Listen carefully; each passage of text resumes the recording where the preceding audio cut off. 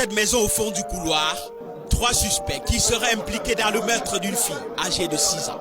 Sa tante, sa mère et ce tonton gentil, patron de sa mère.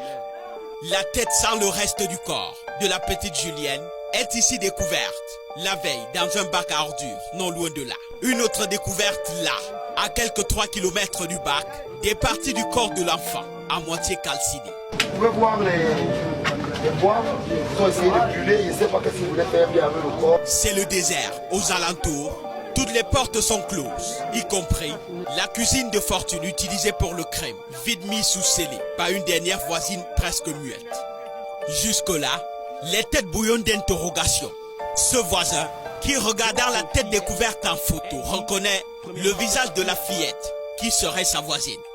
Il accourt alors vers sa mère avec d'autres proches. On lui demande comment votre fille est où. Elle dit, premièrement, que sa fille est à Douala.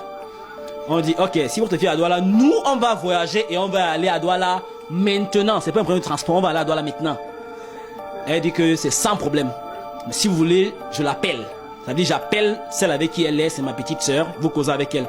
Nous, on lui dit qu'on préfère l'appel vidéo. Elle dit, ok, sans problème. On lance juste l'appel et elle cause avec une dame qui est en Kouaban. Elle dit que je viens comme ça prendre Lily chez toi, hein. Je vais venir prendre Lily chez toi. Elle dit que non, je sais que Lily est chez grand-mère. Entre-temps, chez grand-mère, c'est à l'immeuble, c'est là où Lily vit depuis. Quand on a commencé à poser les questions à la dame au départ, on s'est rendu compte qu'il y avait quelque chose de louche parce qu'elle bégayait. Course folle pour alerter la police. Le malheur de la fillette serait-il venu de sa propre mère? Elle avoue qu'elle voulait aller à Nero et que quelqu'un lui a proposé de vendre sa fille.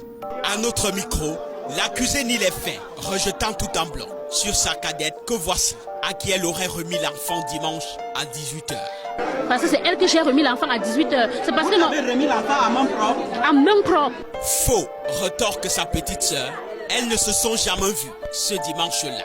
Moi, je n'étais pas dimanche chez moi à la maison. On t'a jamais appelé pour dire qu'elle amène l'enfant? Jamais! Le chef de quartier a eu le temps d'interroger les 2 sœurs en contradiction pour un crime crapuleux. Incongruité décelée qui oriente la compréhension. Elle a dit au patron que je vais aller à Mbeng. Explorons l'idée de l'immigration qui habite la jeune mère de 27 ans.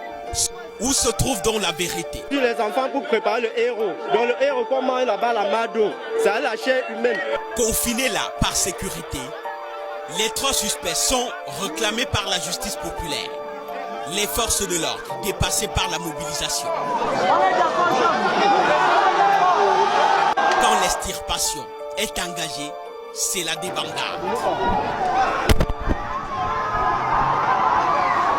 Coup de force, jet de pierre. Même si la police là, il ne bouge pas.